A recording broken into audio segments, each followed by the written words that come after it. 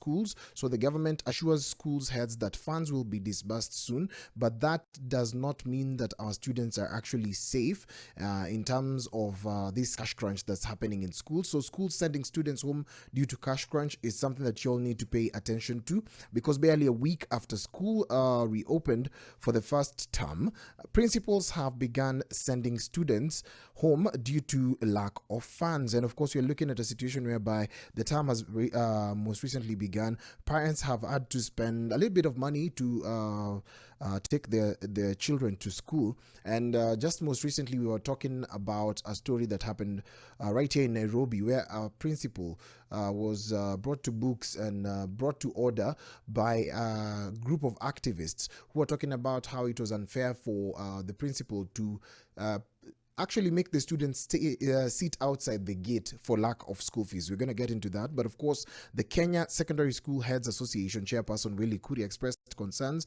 over the financial strain. Some schools cannot afford basic supplies such as food and water, and parents are also struggling with some being unable to pay school fees on time. Teachers and staff in schools relying on capitation funds face delayed salaries, and of course, we're looking at the Form 1 admissions, which have been affected with uncertainty over how schools will accommodate new students. Now, also looking at the curriculum, there's a shift from KCSE into the new system, or from 844 into the new system that is competency-based curriculum, CBC, and the implementation has been hindered due to funding issues. As if that's not enough, we also saw the teachers going on strike, and we know that with this transition into junior secondary school, it has been the teachers on training or teachers on practicum that have been holding fort for this transition to actually happen, and they're not most of them are actually promised.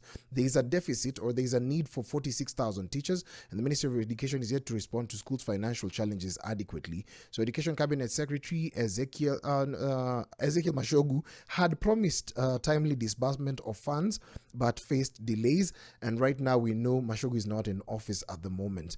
As with that, we have Kesha, which is also an association for high schools. We're looking at that, and there are discussions by Dr. Julius Ogamba, but specific solutions have not been given concerning the capitation crisis that is looming, not even looming, that is happening within schools. You can look at page